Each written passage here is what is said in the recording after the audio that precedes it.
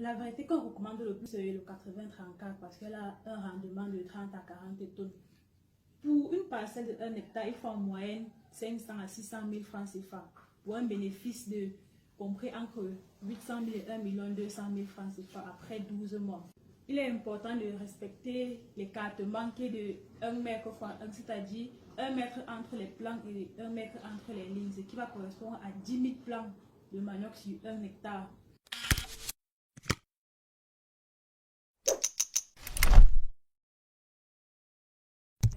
Il se cultive sur toute l'étendue du territoire camerounais. Le manioc est l'une des cultures vivrières qui s'adapte à tout ou presque les zones agroécologiques du pays.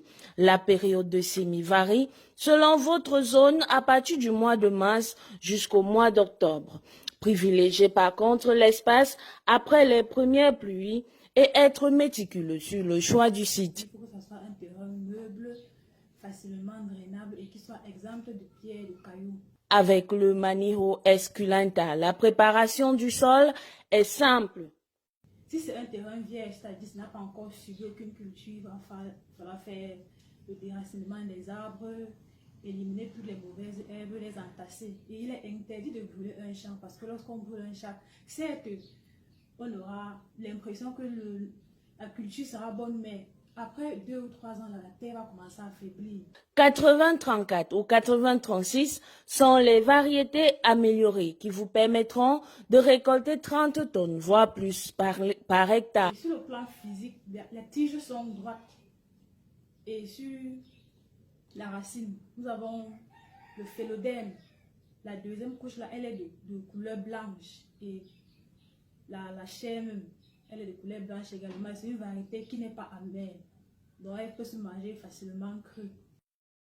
La bonne semence se trouve dans les démembrements de l'IRAD, les représentations du Minader et autres experts sémenciers agréés. Mais votre semence, il faudra l'assainir. Cela évitera des pourritures, des attaques de maladies et autres pertes dans le processus. On prend 5 poignées de cendre avec on met dans 1 litre d'eau. Ce qui veut dire que si on va avoir 10 litres, on va prendre 50 poignées de cendre qu'on mélange dans l'eau. Et ensuite, on trempe les boutures à l'intérieur et on met dans un sac pour provoquer la pré-germination 1 à 2 semaines. Le manioc, on peut le planter de manière oblique, de manière droite ou alors plate. Le rendement sera toujours le même, mais attention, il faut fertiliser la plantation. Une première fertilisation d'abord qui consiste à amener l'engrais de fond. Et cet engrais de fond là, on le met quand on est en train de former les bulbes. Ça c'est fertilisation organique. À partir du 3e, 4e mois, on apporte une fertilisation minérale. Et l'engrais qu'on utilise le plus souvent, c'est le 14, 23, 14. Pourquoi? Parce que le manioc, c'est une culture à tubercules. Et il faut donc apporter un engrais riche en phosphore. Ce qui fait en sorte que les racines vont bien se former et on aura un bon rendement à la fin. Même fertiliser votre champ de manioc aura besoin d'entretien. Il faut vérifier s'il n'y a pas de plants morts ou qui ont lentement démarré le processus. En cas de cas constaté, les experts ont une solution. Supposons qu'on a une superficie de manioc de 1 hectare. La bande de phytosanitation, on la fait 10 mètres sur 10, donc 100 mètres carrés, sur laquelle on plante les boutures de manioc espacées de 50 cm. Donc, dans notre surface de 1 hectare, lorsqu'il y a un plant qui est malade, c'est qu'on fait c'est quoi? On part sur la bande de phytosanitation, on creuse carrément la bouture et on part la remplacer au niveau du champ pour faire en sorte que tous les plants soient homogènes.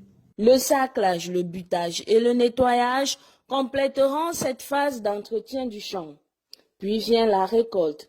Elle intervient entre 9 et 12 mois après le semis et là aussi, il faut faire attention. Il est important de savoir que le manioc se conserve très mal, donc il périt au bout de 3 jours après la récolte. Donc il faut uniquement le récolter lorsqu'on en a vraiment besoin ou bien lorsqu'il y a un client qui veut déjà l'acheter. Avec la culture du manioc, on gagne tout, on ne perd rien. Riche en fer, les feuilles de manioc se retrouvent souvent dans nos marchés pour la consommation ainsi que les tubercules. Les boutures, elles, se vendent aussi bien comme semences, sans oublier la transformation en divers autres produits qui apportent une plus-value.